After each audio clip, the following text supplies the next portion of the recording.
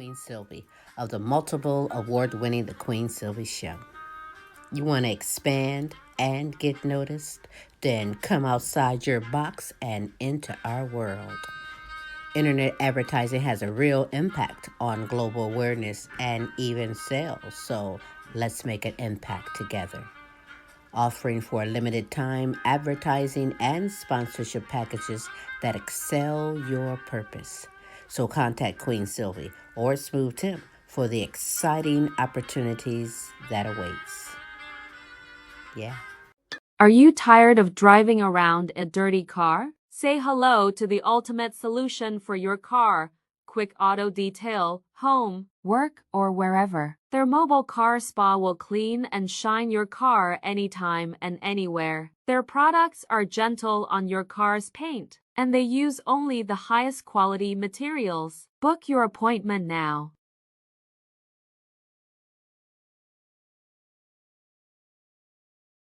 Hey kids, how would you like to hear this on the screen instead of the great show you came to see?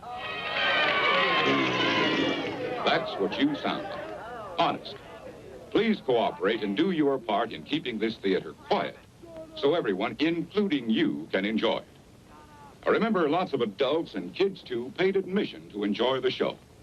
We must insist on absolute quiet. Oh, look, Mom!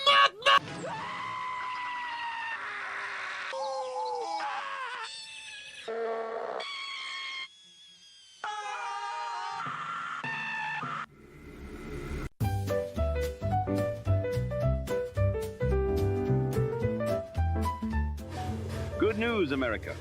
Today, the DOJ unveils a modern marvel in cutting-edge information engineering. Why, it's the Epstein-O-Matic. That's right. A machine that helps our leaders obfuscate, prevaricate, and equivocate, all while feigning transparency in the process. First, the Epstein-O-Matic begins with our patented immediate desk delivery system. Why, any moron can use it. Simply place any file in this tube duct and watch as it is whisked away, landing directly on the desk of the Attorney General. Next, the high-precision vacuum-suck confirms that those pages were never on her desk in the first place, and does swift work sucking them back into the ether, along with just about everything. Now, should an alternate narrative materialize, say from a concerned insider, someone with a dog in the hunt, maybe a dog that hasn't barked, our override module drops surprise directives directly into the system. The Epstein-O-Matic runs on a simple promise. If you want documents, you'll have them. If you don't, you won't. Of course, no modern investigation is complete without our sleek automatic redaction wheel. Each page passes through a series of whirling ink rollers, transforming sensitive names and details into much more legible thick black bars. And if it misses one, have no fear.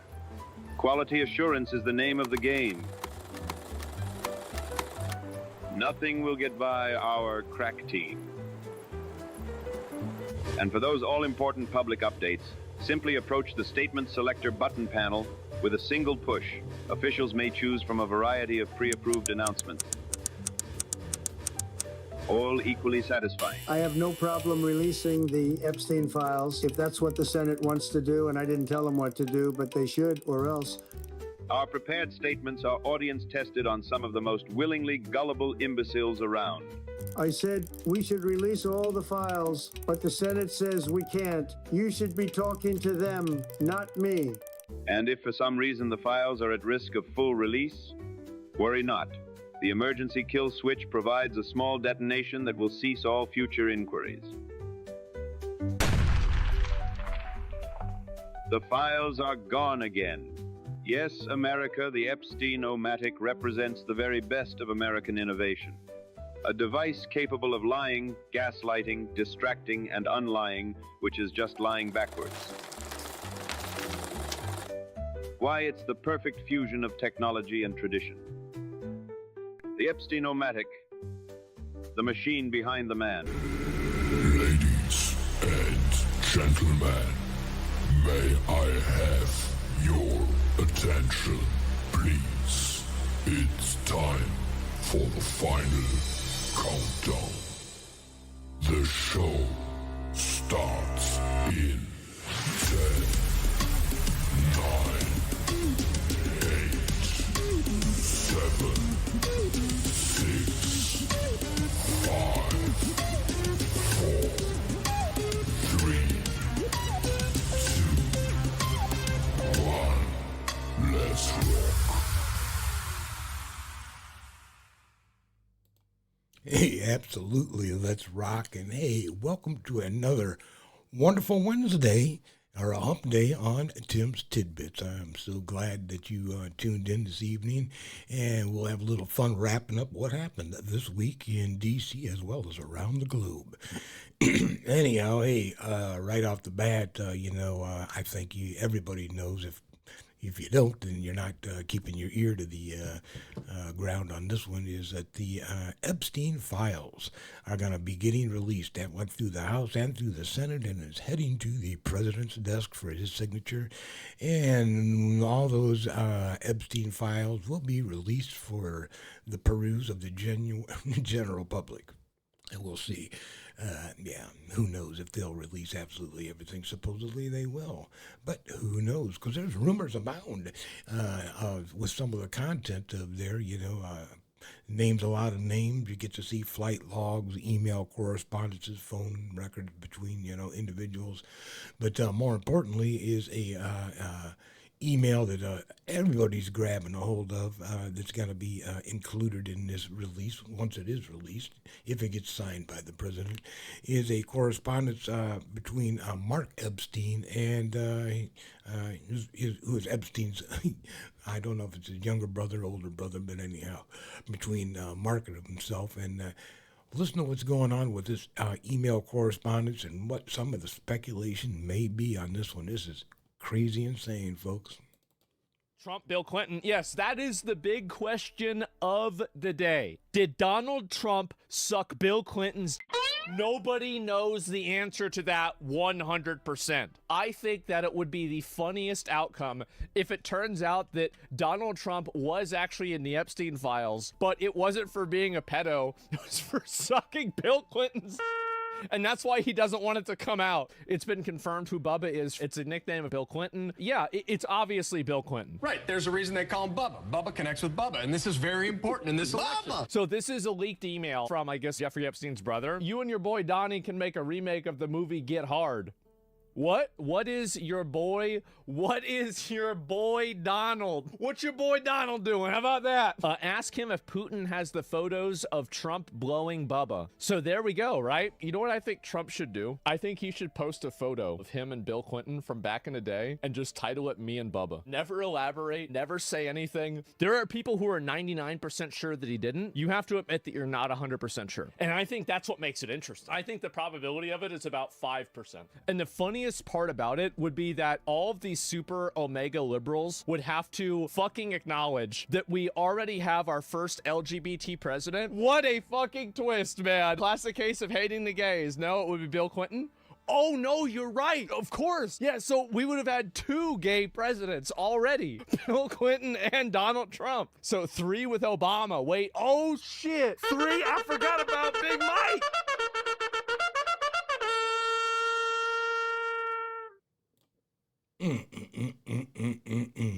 Rumors abound. Who knows between, Jeff and Mark Epstein, what the hell that correspondence was all about. But, people are going to really take and run with whatever they can and twist it into something, whatever they can, any way they can. So, hey, we'll see what happens.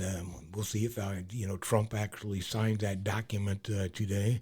Although we've seen him on some newscasts and other commentary on his Truth Social network that absolutely no problem. That as soon as the Senate gets done holding up everything, and the House gets done holding up everything, talk to your representatives and your senators why everything's holed up. But anyhow, Donald told them when it comes up to a vote, go ahead and pass it and release those files. And here's a little commentary from Donald in regards to that. Okay, folks, listen up. The House Republicans, my people, the loyal ones, the not so loyal ones, and the ones who still owe me favors have done incredible work. They have taken the so-called Epstein files, very messy files, very unpleasant, lots of names, famous names, disgusting people, and they have done what I call the greatest cleaning operation since the Great Flood. And guess what? They looked through every page, hundreds, maybe thousands, maybe millions, who knows? And they said, sir, we removed everything that had anything to do with you. And I said, wow, incredible job, beautiful job, and fast like a cheetah on Red Bull. So now the files are perfect, much shorter now. And I'm telling them, release them now. What are you waiting for? Release the unredacted, re-redacted, super edited, ultra sanitized deluxe edition. Because I am the most innocent person in the history of innocence. People tell me, sir, when God created innocence, he looked into the future and modeled it after you. Everyone else, oh, they're guilty. Guilty as hell. The guiltiest. Guilty in ways they haven't even invented crimes for yet. Some of these people are so guilty, they should be in at least 3 jails. But me, perfect, flawless, like a newborn baby dipped in bleach. Do you know how innocent I am? I'm so innocent, the files didn't even need to be changed. They just cleaned up a few things. Formatting, margins, deleting the word Trump, a little spring cleaning, nothing major, totally normal. Everybody does it. So release them because the American people deserve the truth. After very responsible Republicans have removed certain confusing references, which were never true, which were planted probably by radical left photocopiers. In conclusion, I'm innocent, everyone else is terrible, the files are beautiful, and if anything in them looks suspicious, it's probably because someone else did it, not me, never me. I don't even know what a file is. I've never seen a file in my life. By the way, Bubba wasn't Clinton. It was a horse.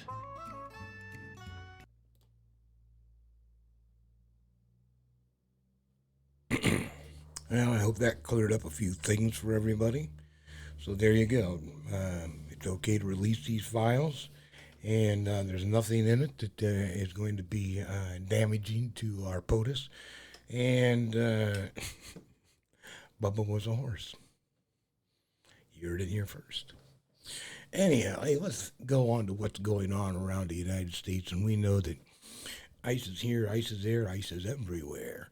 They from one end of this country to the other, doing operations on deportations of illegal aliens. But apparently there's another time, and every time they go to a city, whether it's, let's see, where have they been? Chicago, they've been to Seattle, they've had all kinds of issues. Now it seems that, they are in,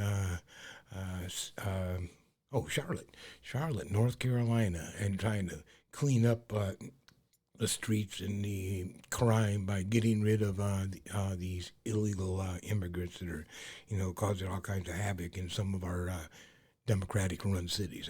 Check it out. It started around 10 a.m. at Brotex Incorporated in St. Paul. Protesters gathering while armed federal officers entered the building. Those here were alerted by a community network designed, they say, to protect immigrants. After about an hour, many in the crowd walked through the police tape and attempted to stop federal law enforcement from leaving with people they believe were detained inside. Officers respond with force. Protesters then tried to stop 4 cars from leaving. Officers physically moved people out of the way to clear a path while deploying chemical agents. Fellow protesters helped Angela Deeb after an agent pepper sprayed her in front of our cameras. Physically, my body hurt, but then also, of course, our hearts hurt. St. Paul police say they were not involved and that they were only notified about a, quote, criminal investigation at a local business ahead of time. The crowds here are convinced this was about immigration.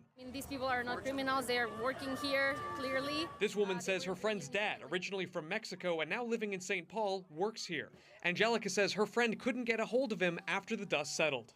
Her dad texted her, the ICE was here taking them, and they stayed in communication for a little bit, but then he lost his phone, and I don't know what else happened. Now, we do want to show you this new video we just received from a neighbor in this area before the protests began. It appears to show federal agents handcuffing two people on the roof of this business in St. Paul. But again, no official word from ICE on the number of people hurt or the number of people detained here. Jason Rantala joins me this evening. You spoke with the mayor. Yeah, that's right. He said he had no heads up to this morning's operation and also says he has very few details about what exactly happened. Mayor Melvin Carter said he's concerned these federal law enforcement agents could be easily confused as city police officers, especially when they're wearing vests that say police. He wants to clarify St. Paul police officers are not ICE agents and that police will always identify themselves. Interesting. So I'm sorry, I misspoke just before that clip was played. I said that was Charlotte, North Carolina. That was another clip that I have on the docket, but I didn't play for us tonight. But that was in St. Paul, Minnesota, so way up north. Yeah, they're doing some large-scale operations, and again, in Democratic-run cities, and it's probably the way it should be, right? Anyhow, hey. Let's go into D.C. for a second. And if people have been paying attention again to the news, the Prince of Qatar, however you want to say that, is Saudi Arabia, is here, being formally welcomed by our POTUS.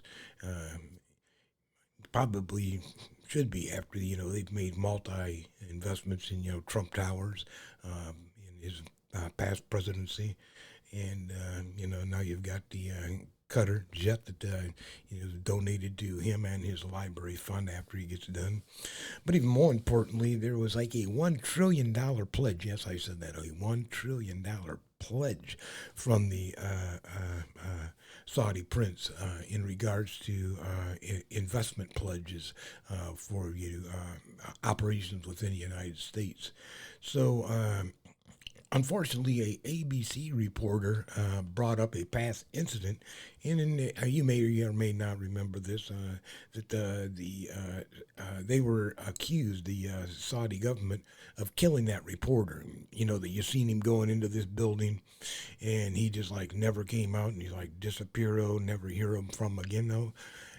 Anyhow, that was brought up as well as some other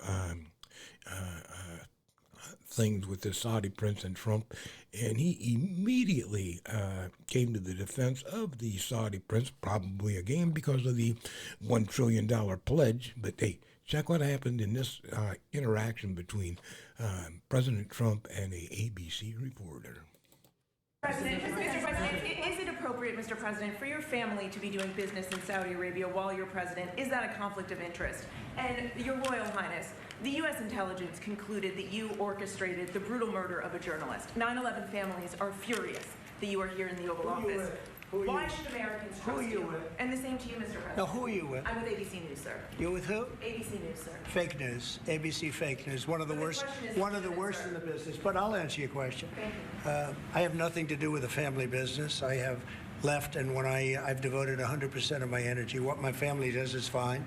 They do business all over. They've done very little with Saudi Arabia, actually. I'm sure they could do a lot.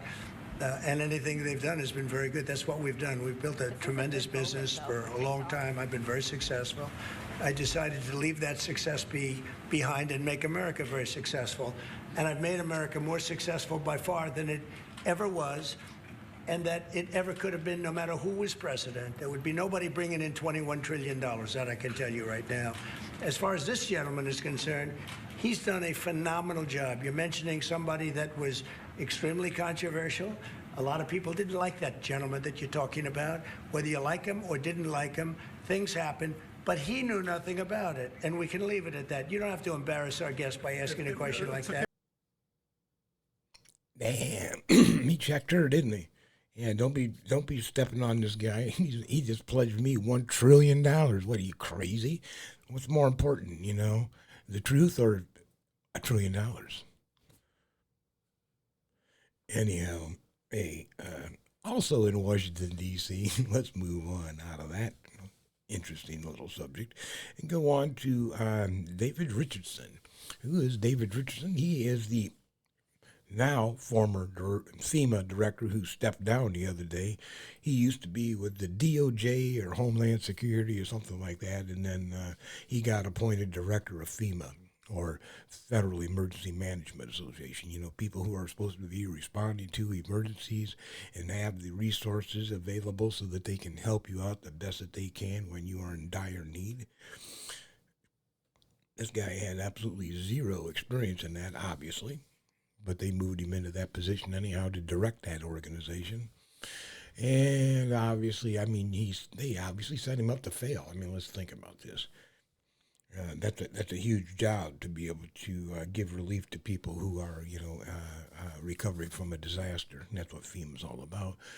But hey, let's check it out, because we'll see who steps into the position. What unqualified individual may step into the position next. Who knows? David Richardson resigned as acting head of the Federal Emergency Management Agency only 6 months after he was tapped to replace the chief whom Secretary of Homeland Security Kristi Noem ousted.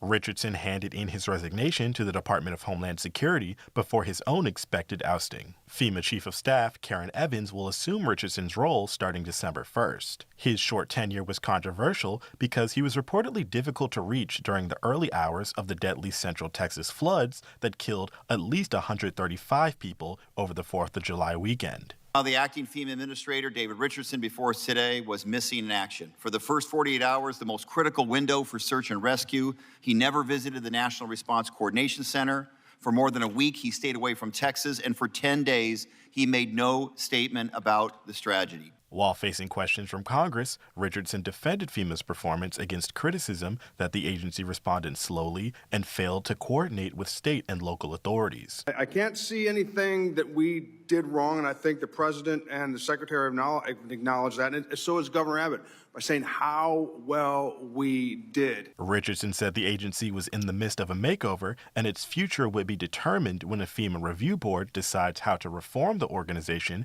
to adhere to the White House's vision.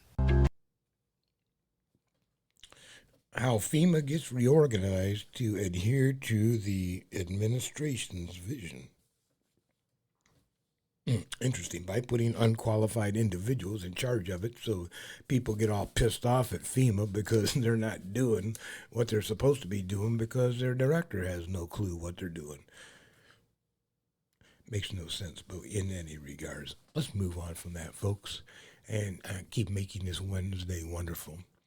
If you remember, been a few months back now, maybe 6 months, that the Alaska Airlines pilot who was tripping out on Silicon mushrooms tried to crash the airline when he was doing like a tag along or commute to another airport where they can sit in those little fold down seats for the to get some of their employees back and forth.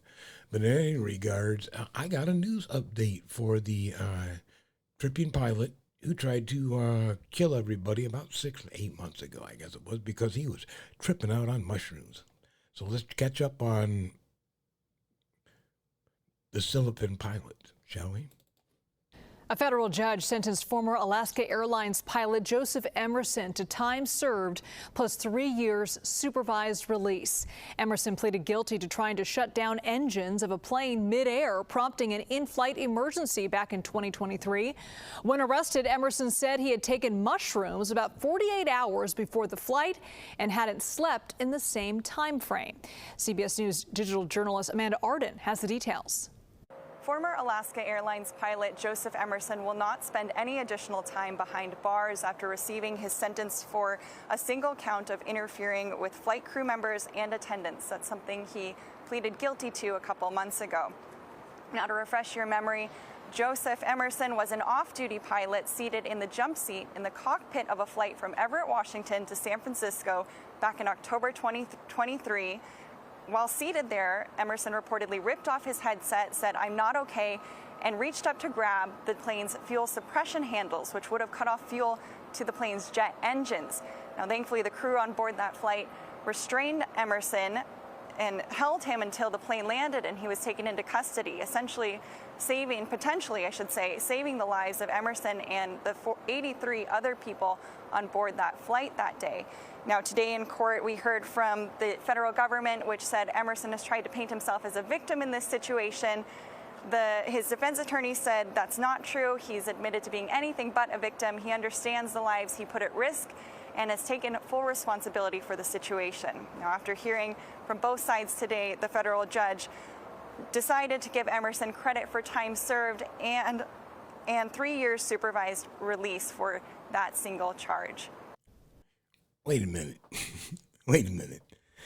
So there was a plane full of people that he almost killed. So wouldn't that be like 50, 60 counts of attempted murder? I don't know. And countless others that would have been, depending on where that plane decided to crash, when he decided to crash it. And he gets 6 months time served.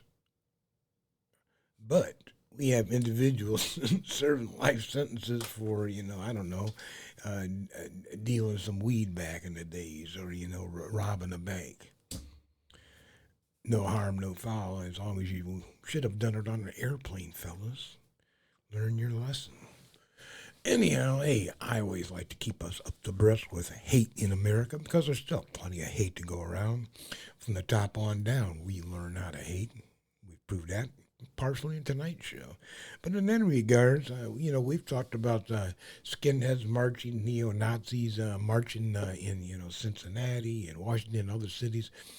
But there's a neo-Nazi that broadcaster that wants to take an attaboy credit for a school shooting, thinking that, he may have had a role in this by, giving his opinion on white is right, I guess. But check out this broadcast, and I mean, this is insane, and this is some of the stuff that we allow in America, depending upon where you are and what the confines are, as long as maybe it's not a university, because you don't want to, teach these kids, anything that could be construed as anti-Semitism, but we can go along with, the white hate, KKK, skinheads, and neo-Nazi broadcasts. Check this out.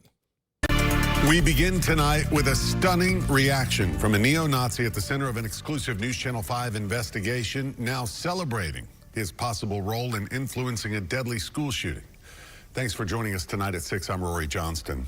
Last night, we first revealed how that neo-Nazi targets online video chats that are popular with children, trying to spread his hate. Well, John Minadio was watching, and his reaction is something you have to see for yourself. Our chief investigative reporter, Phil Williams, continues his confronting hate investigation. Phil, this man apparently has no shame. When I see these kids, getting pumped up saying white power, and they're getting ready for what's happening because they're having to live through this as children, I don't take back any of that at all. On his latest podcast episode, neo-Nazi John Minadio was unapologetic as he played video from News Channel 5's investigation into his activities. White power. There you go. How he goes into online spaces frequented by kids. You look like an ugly berating children of color he meets there. Now, why do we allow Jews to control all of our media? And grooming white children to accept his hate, urging them to arm themselves. You need to be at the shooting range, get ready to kill. And to get ready to kill. What I didn't expect was him to fully embrace the notion that he and his group, the Goyim Defense League, might have played some role in influencing the deadly shooting last year at Nashville's Antioch High School. The 17-year-old shooter left behind a manifesto that indicated he had been influenced at least partly by Minadio's hateful propaganda. Yes! Yes! Let's go! Influencing to kill. Yeah, propaganda's so strong over here. I'm gonna get all these to kill each other.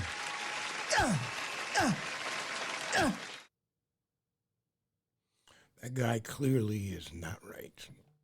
Then he celebrates that. a school shooting by thinking he had a positive influence in it and celebrates it.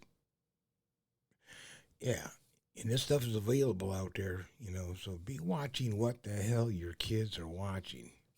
Watch what your kids are watching so they're not watching this bullshit. That's insane that you're going to have somebody influencing your child to think that it's okay. If you're a non-white American, and I guess depending maybe upon your ethnicity there also, you're trash. It should just be shot. It's okay.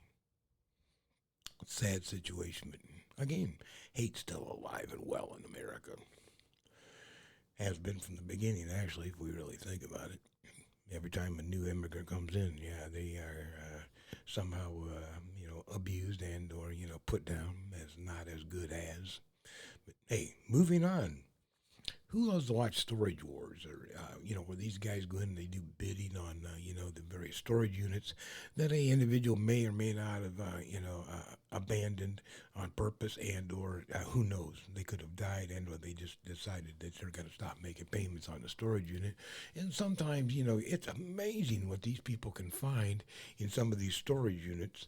And this one individual who bids and makes a profit off of buying and selling storage unit contents got a little more than he bargained for. Check it on out. Yet not only is this the largest seizure in our state history, the DEA says it is the 6th largest ever in the United States. And what's even crazier is that someone bought a unit here in Highlands Ranch at the storage unit place on auction, only to open it up and find hundreds of pounds of fentanyl. Well, this will be quite the story to tell. An auctioned-off storage unit with quite the find inside. Body camera footage shows what happened when the person who bought this unit discovered the contents. 6, 7, 8, 9, 10 bricks. And called Douglas County Sheriff's deputies last Tuesday. That's an absolute metric ton of fentanyl. With a reminder that only 2 milligrams of fentanyl is considered a lethal dose, here laid out before you is the Colorado state record for a single seizure of fentanyl, an estimated 1.7 million counterfeit fentanyl pills, along with an additional 12 kilograms of fentanyl powder. The powder alone, if pure, the DEA says has the potential to generate 500,000 pills for each one of these bricks. This seizure has been linked to elements of the Sinaloa cartel, one of the most powerful cartels in Mexico. DEA Rocky Mountain Field Division Special Agent in charge, Douglas County Sheriff, and CBI's director break down the backstory. Earlier this year, a wiretap investigation involving many partners, including CBI, identified a major drug trafficking organization linked to the Sinaloa cartel that funneled drugs into Colorado, led by 2 brothers. That investigation led to multiple arrests and drug seizures, but obviously not all the drugs. The fentanyl here was sitting in a storage locker for months because we now know that storage locker belonged to a drug courier linked to this organization. that courier was arrested back in April, so his storage unit bill went unpaid, then went up for auction. The individual absolutely saved countless lives because this garbage never made it to the streets. Poison, the DEA calls it, that's pressed with a machine like this. You simply take your binding agent, put it into the hopper, and a simple press of the button. A machine like this can produce 4,800 pills within 1 hour. It can merely take days, hours, to print this much poison.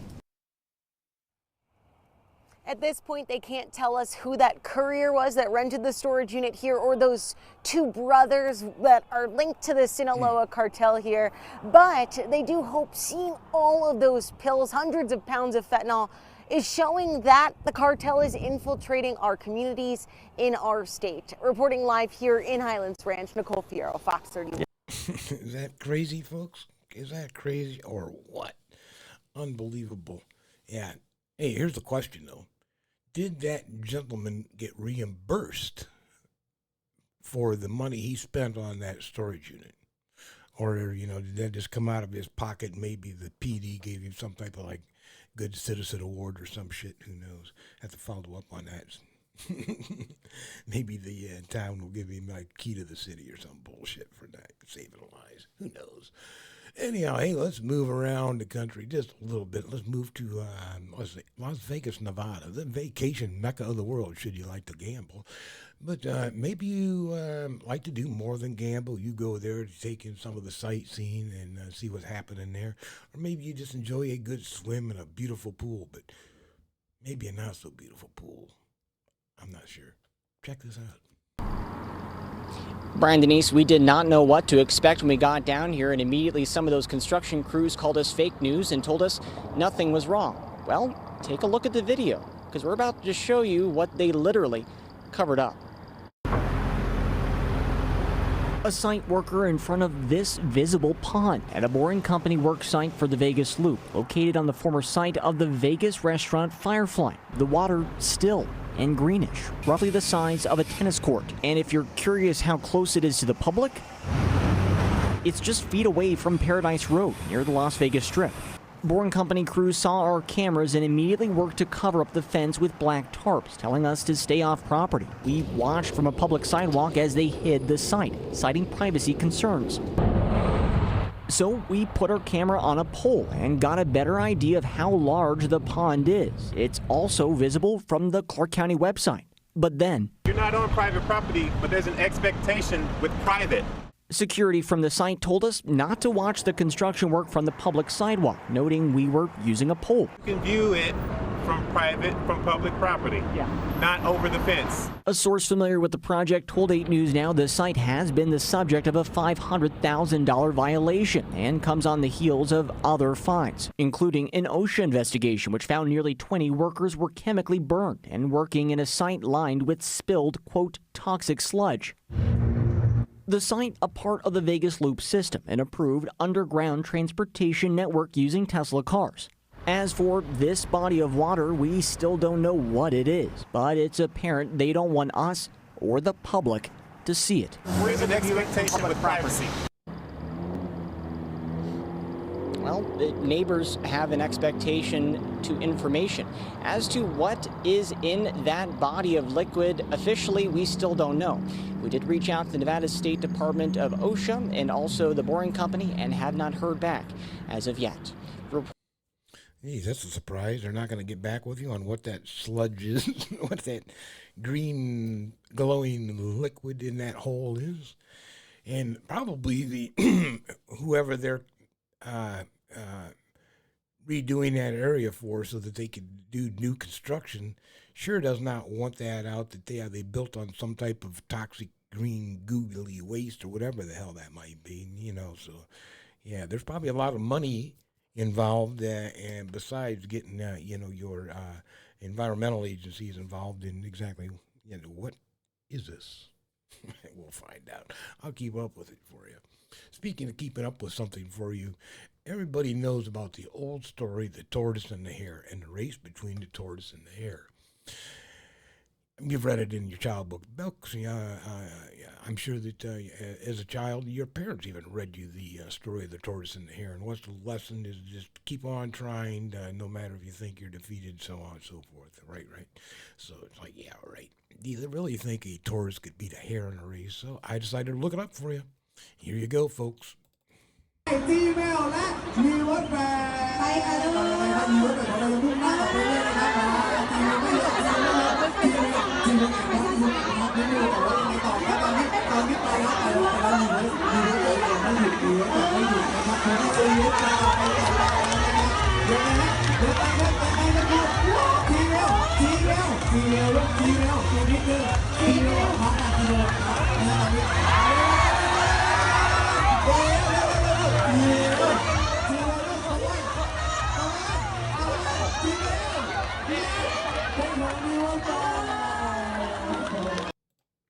Well, there it is. Now you know. It's actually true. A tortoise can't beat a hare in a race. Never would have thought it to be true, but hey, now we've proved it through a scientific study, an actual race. Anyhow, let's get on to toward the end of the show, and this is this part of it that we like to call, hey, dude, seriously, what the fuck? And this what the fuck moment, I have two of them for you, actually. The first one is a basketball player from the University of Florida. Florida Gators got themselves a 7'9" freshman basketball player, Oliver Rue. And no, I'm not bullshitting you. 7'9". Check this guy out at basketball practice.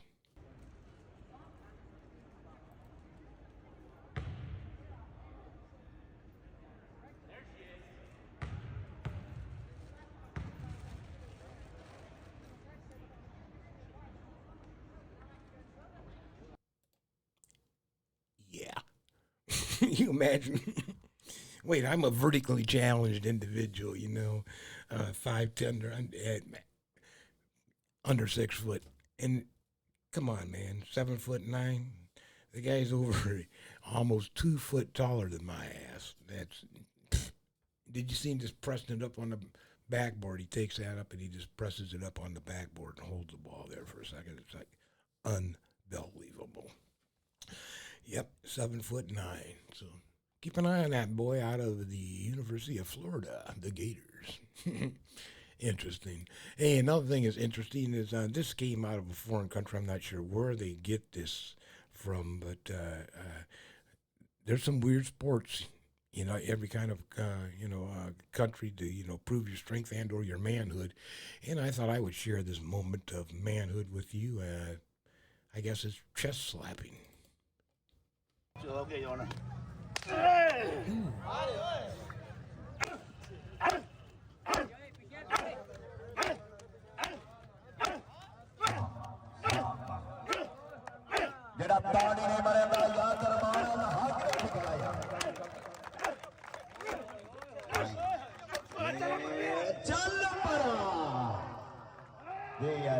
Oh, yeah.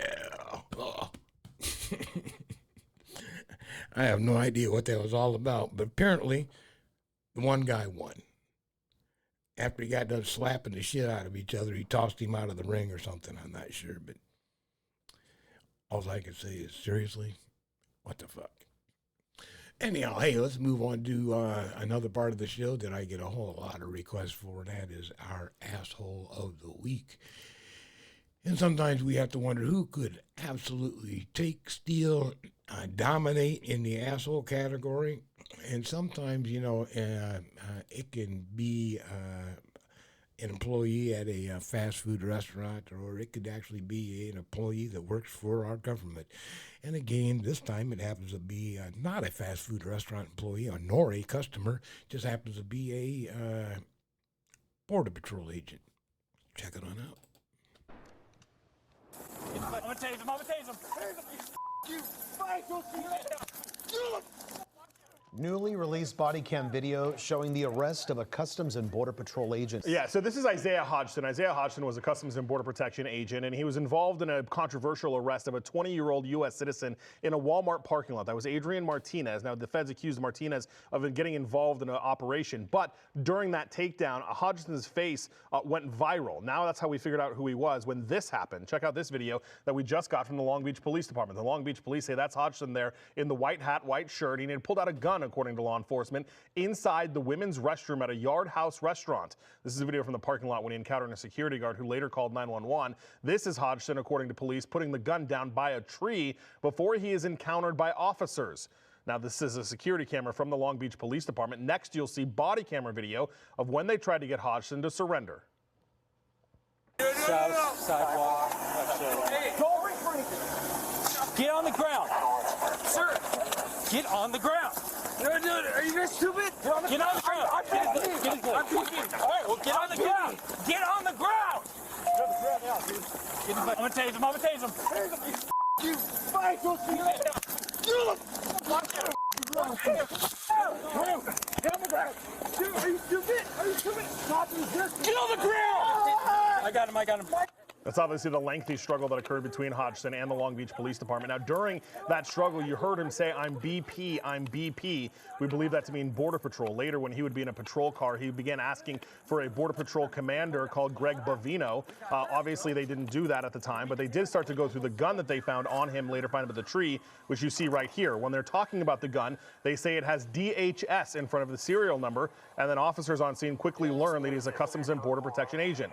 He would eventually be booked into jail. He was later released, and while he was out on bail awaiting his court hearings, he died in a home in Riverside. Now, the Riverside County coroner has not officially determined his cause of death, but tonight the Long Beach Post, who first posted this video, reports that his attorney said in open court that he died of a drug overdose.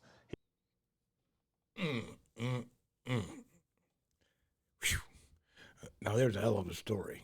So, yeah, the guy was obviously off the frickin' chain, and he's a Border Patrol agent carrying around a gun and deporting or arresting people that he deems as being illegal in this country, and that's the way he behaves.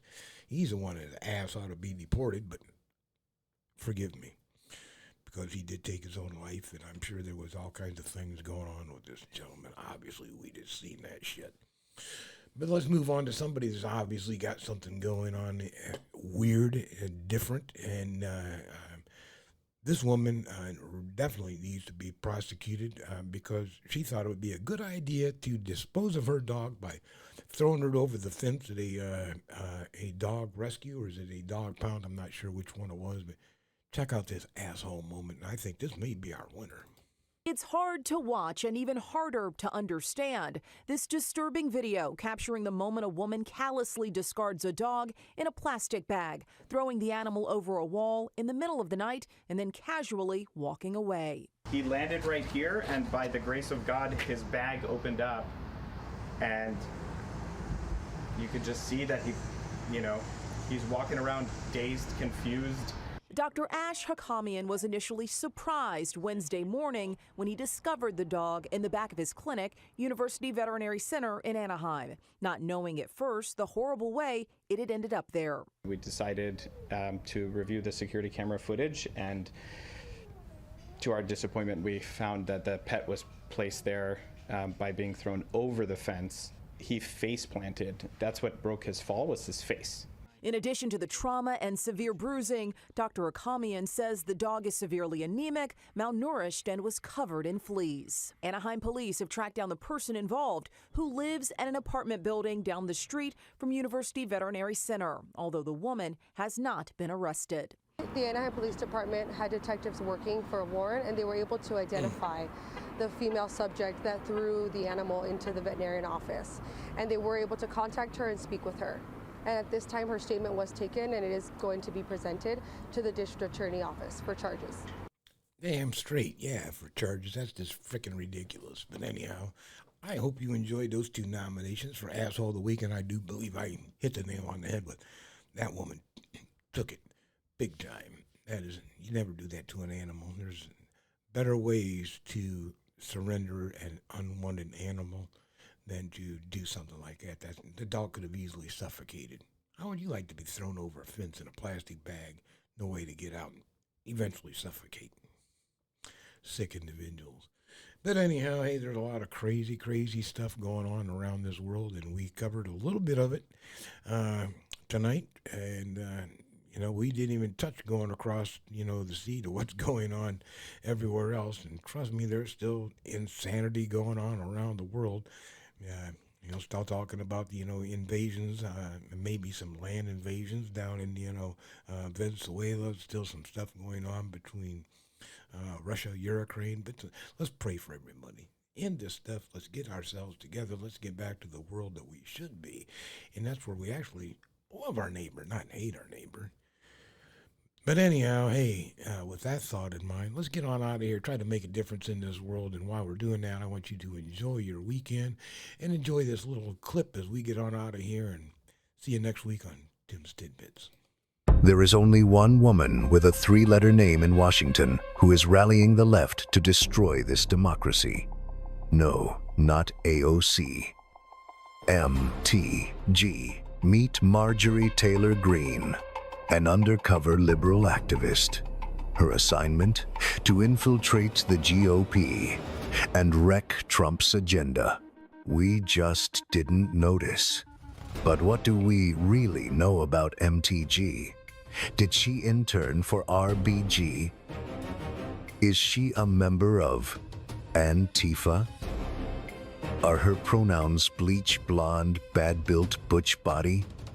She claims she tried to expunge Donald Trump's impeachments, but isn't talking about them just reminding Americans they existed in the first place? When you expunge something, you are highlighting it. That's liberal gaslighting. She bragged that if she had organized January 6, they would have been armed. Sounds like MTG is trying to control when you can have guns.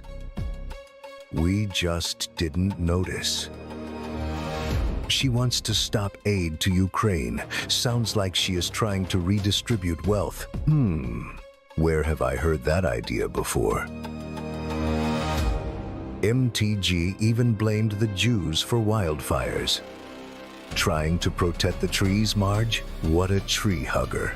If you let her, she will turn QAnon into LGBTQAnon. She will vote to release the Epstein files, and not the good ones, the bad ones about Republicans. She will try to keep the government open when Trump wants it shut. She was never a MAGA Republican. We just didn't notice. MTG, she was liberal this whole time. We just didn't notice. Paid for by wealthy friends of Donald Trump in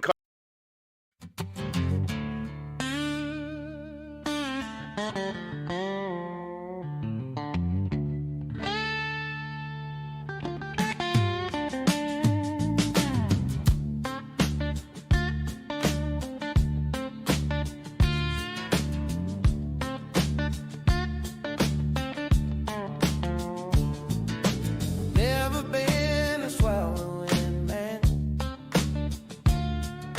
I'm not no forgiving, screwing over's more my jam. Always too busy talking to choke up on a man. Don't you call me a swallowing man. This one time I was hanging with my pal Jeffrey, and he dared me to go on down just for fun. And I needed his money to buy my real estate. Said I'd go swallowing just this one. Never been a swallowing man. I'm not no forgiving, screwing over's more my jam. Always too busy talking to choke up on a man. Don't you call me a swallowing man.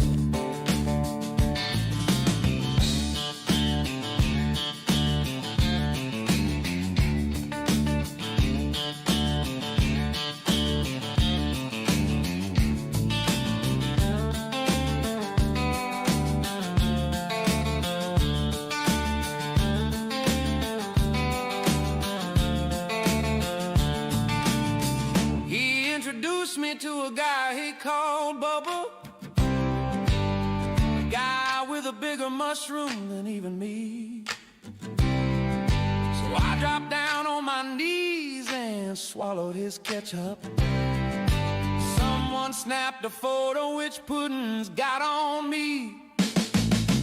Never been a swallowing man. I'm not no forgiving, screwing over's more my jam. Always too busy talking to choke up on a man. Don't you call me a swallowing man.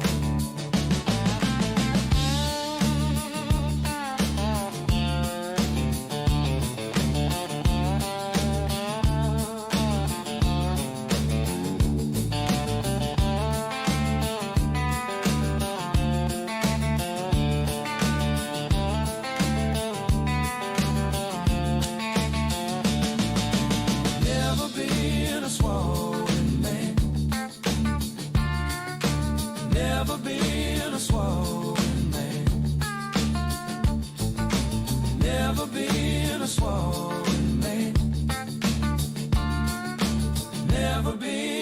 swallow.